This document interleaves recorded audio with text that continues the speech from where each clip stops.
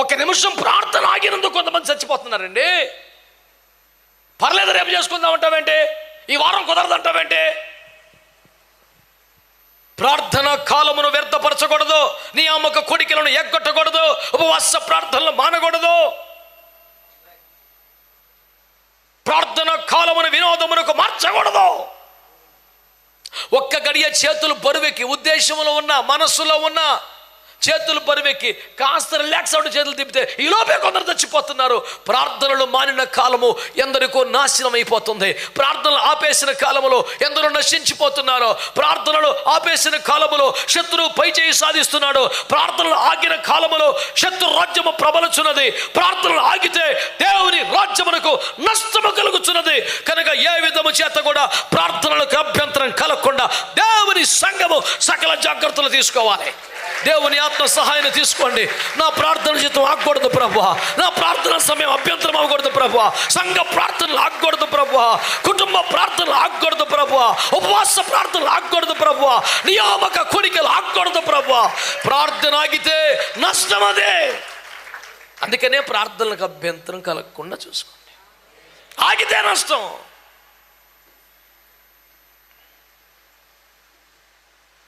సేవకులారా, ప్రార్థనకు సమర్పించుకున్న బిడ్డలారా, విజ్ఞాపన పరిచర్యకు సమర్పించుకున్నటువంటి బిడ్డలారా, నీ ప్రార్థన అనేకులకు ప్రాణప్రదం. నువ్వు ప్రార్థన ఆపటం చాలా ప్రమాదకరం. ఏ కారణంతో కూడా నీ తీర్మానం జరగరావద్దు. నీవు చేతులెత్తవలసిన ప్రజలు నువ్వు చేతులెత్తితేనే బతుకుంటారు. తమ పసివారి ప్రాణముల కొరకు చేతులెత్తవలసిన తల్లులు చేతులెత్తడం మానితే ఎలా? ఆ బిడ్డలు ఏమైపోతారు? తమ సంఘముల కొరకు చేతులెత్తవలసిన దైవజనులు చేతులెత్తకపోతే ఎలా? ఆ ప్రజలు నాశనమైపోతారు. క్రైస్తవుడు అంటేనే ప్రార్థన చేసేవాడని ప్రపంచం నమ్ముతుంది, అన్ని జనులు నమ్ముతున్నారు. అందుకనే క్రైస్తవులు అనగానే అయితే మా కోసం ప్రార్థన చేయండి అని చెప్తారు. వాళ్ళు ప్రభువుని నమ్మకపోతే కూడా వాళ్ళు ప్రభువును నమ్మరు, కానీ నువ్వు ప్రార్థన చేస్తే ప్రభు కార్యాలు చేస్తారని నమ్ముతున్నారే. నువ్వెట్లా ప్రార్థన చేయకుండా నిద్రపోతావు? నువ్వెట్లా ప్రార్థన చేయకుండా అన్న పానములు సేవిస్తావు? నీ ప్రార్థన జీవితం అభ్యంతరపరచకూడదు, ఆటంకపరచకూడదు. అందుకు నీవే జాగ్రత్తలు తీసుకోవాలి. అందుకే నువ్వే ఏర్పాట్లు చేసుకోవాలి. దైవజనులు టిఎల్ ఆస్మాన్ గారు 80 సంవత్సరాల పైచిలకు బతికారు. వారు వారి సతీమణి డైజీ ఆస్మాన్ గారు సుమారు 80 దేశాల్లో వారు వాడబడ్డారు. ఆసియా, ఆఫ్రికా ఖండాలన్నింటిలో కూడా సువార్త, ఐరోపాతో పాటు సువార్త చేశారు. అయితే దాదాపు 70-75 సంవత్సరాల వయసు వచ్చేవారికట వారు ఇరువురు ప్రతిరోజు మార్నింగ్ ప్రార్థన చేసుకున్న తర్వాత 1 గంట టెన్నిస్ ఆడేవారట. 1 గంట. విమర్శకుడికి పని ఏముంటుంది? అదే పని కదా, ఆడు బతుకు తెరువు అది కదా. మీకు ఎంత ప్రార్థన జీవితం, ఇంకా చిన్నపిల్లలకి ఆటపాటలు పోలేదు. మీకు సరదాలు ఆట విడుపులేంటి? ఎంత వయసు వచ్చాక, ఎంత సేవ చేశాక ఇంకా పొద్దున్న టెన్నిస్లో ఆడుకోవడం ఏంటి? ఈ ఆటపాటలో ఆ సమయం ప్రార్థనలో గడపచ్చు కదా. వీడు ఇప్పుడు 5 నిమిషాలు ప్రార్థన చేయడు సన్నాసీడు. చిత్రం ఏంటంటే దయ్యం దైవజనులను విమర్శిస్తుంది. అది సూపరు. అప్పుడు ఆ దైవజనులు ఒక ఇంటర్వ్యూలో చెప్పారు, మాకు ఇప్పుడు 75 సంవత్సరాల వయసు, కంటిన్యూస్గా 16 అవర్స్ 18 అవర్స్ 20 అవర్స్ ఫ్లైట్లో కూర్చోవాల్సి వస్తుంది. 80 దేశాలు తిరుగుతున్నాము. ఈ వయసులో కూడా సేవ చేస్తున్నాము. ఆ దైవజనులు హైదరాబాద్ వచ్చినప్పుడు హైదరాబాద్లో జరిగిన పరిచర్య ఏంటి తెలుసా? ఆయన లైన్ ఒకటే, యేసు చనిపోయి మట్టిలో కలిసిపోలేదు, ఆయన తిరిగి పునరుద్ధానుడయ్యాడు, సజీవుడిగా ఉన్నాడు. సజీవుడిగా ఉన్నాడు కాబట్టి ఆయన భూమి మీద సంచరించిన దినాల్లో ఏ ఏ కార్యాలు చేశారో ఇవాళ కూడా అలా అయితేనే తిరిగి లేచారని రుజువు, లేత లేదు. మరప్పుడు కుంటోళ్ళని బాగు చేశారు, గుడ్డోళ్ళని బాగు చేశారు, ఇప్పుడు కూడా చేస్తారు. వీళ్ళు ఎవరైనా గుడ్డలు ఉంటారంటే ప్రార్థన చేస్తారు, తగ్గితే సజీవుడు నమ్మని లేత లేదు. అయిపోయింది ప్రసవం. ఇంకా 5 నిమిషాలే. హైదరాబాద్ నిజాం కాలేజ్ కౌన్సిల్ ఎందులో జరిగితే ఆ కాలంలో ఆయన సభల్లో బాగుపడ్డ వాళ్ళు, స్వస్థపడ్డవారు, కర్రలు, కుంటోళ్ళు, గుడ్డోలు వదిలేసి వెళ్ళిపోతే హైదరాబాద్ మున్సిపాలిటీ వారికి ఆ కర్రలు తీయడానికి 2 days పట్టిందంట. స్వస్థత పొందిన వారు వదిలేసిన కర్రలు. అలా 80 కంటే ఎక్కువ దేశాల్లో వాడబడ్డారు దంపతులు ఇద్దరు.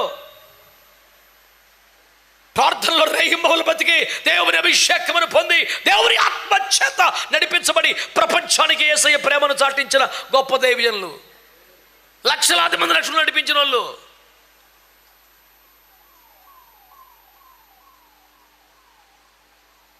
వాడు చనిపోకముందు చివరిగా మన గుంటూరుకు వచ్చారు.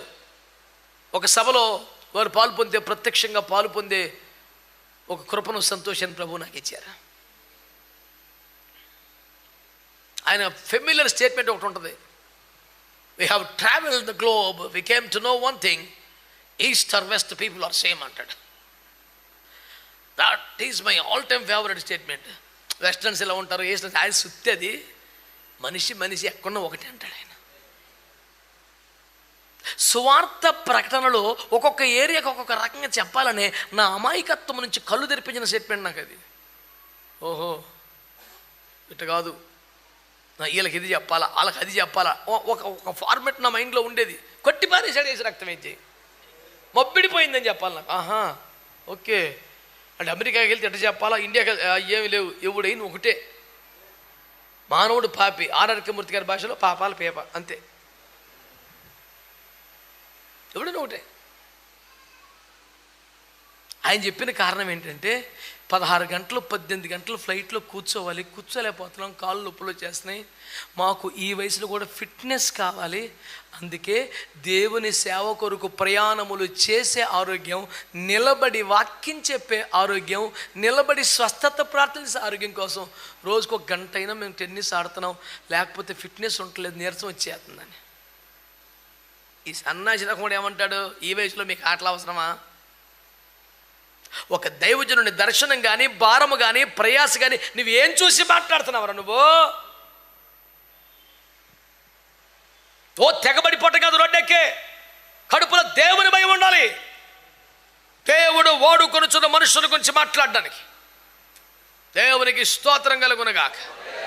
అందుకే చెప్పండి హల్లెలూయా.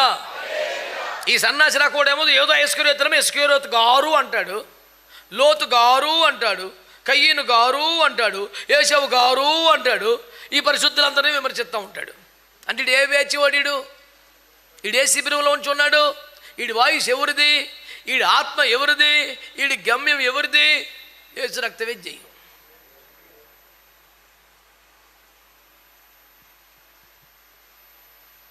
గుడ్డ కలిసి మొహానేసే రకం వీడు, వాడికి అంతకన్నా ఇంకేం రాదు.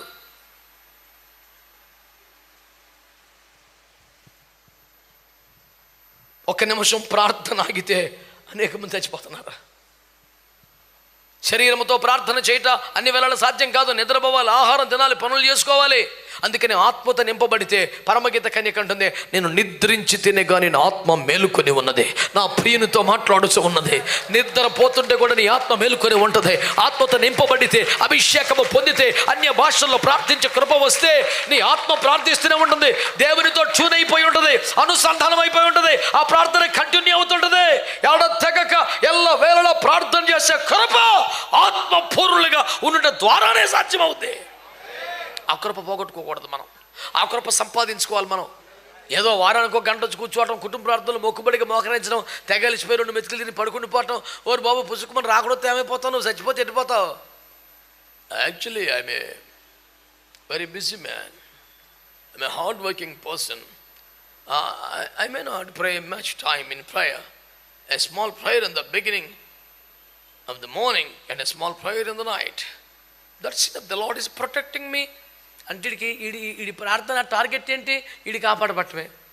శ్యామ ఇంటికి వచ్చేస్తే గడ్డి మెత్తకి వెళ్ళిన గేదె కూడా వచ్చేస్తుంది కదా, ఇంకదే నా టార్గెట్. ఇంకా నేను నా ప్రార్థన దేవుని ఎదురు అంగీకారం కాగలిపోతే ఇన్ని యాక్షన్లు జరుగుతున్న కాలంలో నేను క్షేమంగా ప్రతిరోజు ఇంటికి రావటం అంటే నాకు ప్రార్థన జీవితం లేదు ఎలాగనుకుంటున్నావు నువ్వు? మరి అవి కూడా వచ్చినాయిగా, ఏంటయ్యే ఇంకదే బీభత్సమా? అంటే నువ్వు క్షేమంగా ఇంటికి వచ్చావు కాబట్టి నువ్వు ప్రార్థనా పరుడు అంటే అది తార్కానమా? మరి బాబోయ్, ఐన్స్టీన్ గారిని బుర్రలు అడిగారంటగా సైంటిస్టులు అందరూ కలిసి, నువ్వు చనిపోయిన తర్వాత నీ మెదడు పరిశోధనలు చేయడానికి మాకు ఇవ్వండి. ఏంటి ఆ బ్రెయిన్, అందులో ఏముంటుంది?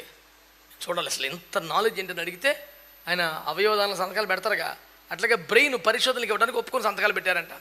అయితే ఒక లెటర్ రాసి ఇచ్చారంట, ఇది నేను చచ్చిపోయాకే చదవాలి మీరు అన్నారంట. నేను బతికుండా ఓపెన్ చేద్దన్నారంట. చనిపోగానే బుర్ర ఓపెన్ చేసే ముందు కాగితం ఓపెన్ చేశారంట.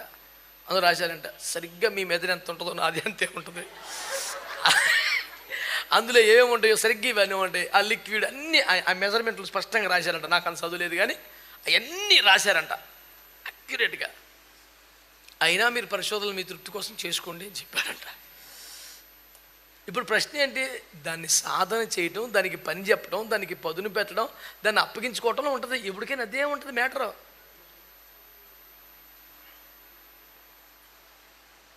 ఇప్పుడు అంత కాస్ట్లీ మాటలు నాకు రావు కానీ నా రేంజ్లో అమాయకంగా కూడా చెప్తా. పూరి గుడిసెలో ఒకే ఒక బల్బు, ఆడికి ఎంత కరెంట్ వస్తుందో 15 ఏసీలు పెట్టుకున్నాడు కొంప కూడా. నువ్వు టచ్ చేయి, ఎంత వస్తుంది ఇక్కడ కరెంటు, అందులో ఎంత వస్తుంది వాడుకునే దాన్ని బట్టి ఉంటుంది. ఆడు ఒక్క బుడ్డి పెట్టుకున్నాడు, ఇంకోటి ఫ్యాన్ పెట్టుకున్నాడు, ఏసీ రెక్టర్ వచ్చాయి, ఇంకొకటి ఏసీలు ఎట్టేసాడు, వాషింగ్ మిషన్లు ఎట్టేసాడు. అదేరా బాబు సప్లై అయ్యేది. అందులో 240 యువతలు 5 సున్నాలు యువతలు 3 ఏం రావు. దేవుడు ఉన్నాడు, దేవునికి స్తోత్రం. దాన్ని మనం ఎట్లా వాడుకున్నాం అన్నదే విషయం అండి. మీరేమంటలేదంటే నాకు అలాంటి పెద్ద పెద్ద విషయాలు తెలియదు, అంతేం లేదు. మంది కూడా ఇంటర్మీడియటే, మాకు పెద్ద విపరీతం సబ్జెక్టుని చెప్తున్నా, పేపర్ చదివి చెప్తున్నాను. బేభత్సమైన నాలెడ్జ్ ఏమి లేదు. నా పిల్లలు, నాతో ఉన్న సేవకులు నాకన్నా బాగా చదువుకున్న వాళ్ళే. కృపలో కొట్టుకుపోతున్నాం అంతే, యేసు రక్తమే చేయం. హల్లెలూయా చెప్పరా, హల్లెలూయా. It is not the head knowledge that we acquire from the world. It is knowledge of the Holy Spirit and Word of God. Amen. That can really enlighten your life. ఇతరులకు ఆశీర్వాదకరంగా మారిపోయింది. నా పాయింట్ ఒకటే, ప్రార్థన ఆపితే చచ్చిపోతున్నారు sir జనం. అందుకనే ప్రార్థనలు ఆగకుండా అభ్యంతరం రాకుండా చూసుకోమన్నాడు. ఆమేన్. ఆరోన్ తెగులు బయలుదేరిపోయింది, పరిగెత్తా.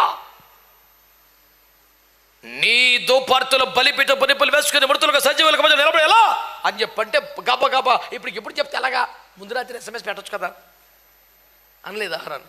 క్షణంలో పరిగెత్తికెళ్ళాడు బలిపీఠం. ఎందుకని? అహరోను బలిపీఠం మారిపోలేదు, అది మండుతున్న బలిపీఠం. అర్ధరాత్రి అపరాత్రి నువ్వు వచ్చినా సరే వెలిగే బలిపీఠం. అది ముందు చెప్పాలి కదా, ప్రిపేర్ చేసుకోలేదో. అది ఆరని బలిపీఠం, అగ్గిని మండుతున్న బలిపీఠం. దుపార్తిని పట్టుకొచ్చాడు, నిప్పులు వేసుకున్నాడు, పొడి వేసాడు, పట్టుకుని నిలబడ్డాడు, మృతులకు సజీవుల మధ్య నిలబడ్డాడు. తెగిలి ఆగిపోయింది. కానీ అప్పటికే కొందరు చచ్చిపోయారుగా. ధూపం వేసే గ్యాపులో కొంతమంది పోతున్నారు. అందుకని ప్రార్థన ఆకూడదు. నువ్వు సిద్ధపడే గ్యాపులో, నిప్పులు నింపుకునే గ్యాపులో, పొడి చల్లే గ్యాపులో, మృతులకు సజీవులకు మధ్యలోకి వెళ్ళే గ్యాపులో కొంతమంది పోతున్నారు. అందుకని ప్రార్థనలో అభ్యంతరం కలగకూడదు. అందుకని గంటకొకలైన ప్రార్థన చేసేవాళ్ళు కావాలి. మందిరాలు మూతపడకూడదు. ప్రతి గంట ప్రార్థన జరుగుతూనే ఉండాలి. ఒక్కొక్క గంట ఒకరు ప్రార్థన చేయాలి. ప్రార్థన చెయ్యని గంటలు నశించిపోతున్న వారికి ఎవరు బాధ్యత వహిస్తారు? అయ్యో నాశనమునకై జోగుతున్న వారి విషయమై నువ్వు మొర్ర పెట్టవా? పాతాళము నోరు తెచ్చుకొని మెంగబోతా ఉంది. అనేకులు నాశనమైపోతున్నారు. క్షణానికి ఎంతమంది చనిపోతారు లెక్కలు చెప్తున్నాయి. బాప్తిసం లేకుండానే లక్షల మంది చనిపోతున్నారు. అయ్యో బలహీన పడి బ్యాక్ స్లైడ్ అయిపోయి చల్లారిపోయి వెనక్కి తిరిగిపోయి నశించిపోతున్న వారు తిరిగి ప్రభు దగ్గరికి రాకముందే కొంతమంది లోకంలో వదిలిపెట్టి వెళ్ళిపోతున్న పరిస్థితులు వస్తున్నాయి. అయినా నువ్వు ప్రార్థన మానేస్తావా? అయినా ఉపవాసాలు మానేస్తావా? అయ్యా మోకాల జీవితం వద్దా? అయ్యా నశించిపోయిన ఆత్మల భారం నీకు లేదా? ప్రార్థన ఆగకూడదు. నా వంతు ప్రార్థన నేను చేస్తానండి. జకరియా దైవజనుడు ఏమన్నాడు? తన వంతు ధూపం 80 సంవత్సరాల వయసు వస్తేనే వేస్తున్నాడు. తనకే ప్రయోజనం లేకపోయినా, తన కుటుంబం పండకపోయినా తను ఇంకా ధూపం వేస్తానే ఉన్నాడు. నీ వంతు నువ్వు చేయాలా? తన వంతు ధూపం. ఆమేన్. ఈ పరిచర్యలో, ఈ మందిరంలో నా వంతు ధూపం నేను వేస్తాను అనేవారు ఆమేన్ చెప్పండి. నీకు ఇష్టమైన సమయమే, నీకు వీలైన సమయమే, నీకు సెలవు ఉన్న రోజునే.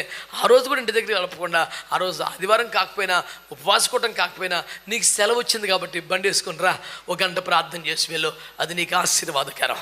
అనేక మందులకి జీవమునిచ్చే సంగతి, అనేక మంది చావును ఆపొద్దే, అనేక మంది తెగులను ఆపొద్దే, అనేక మందిని ప్రమాదం నుంచి కాపాడొద్దే.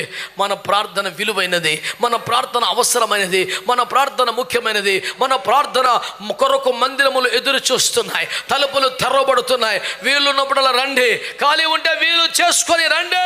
ప్రార్థన ఆగితే అనేక ప్రాణాలు ఆగుతున్నాయి. ప్రార్థన ఆగకూడదు, ప్రార్థన ఆగకూడదు. పేతురు చెరలో వేయబడెను, సంఘమైతే అత్యాసక్తి కలిగి ప్రార్థన చేశారు.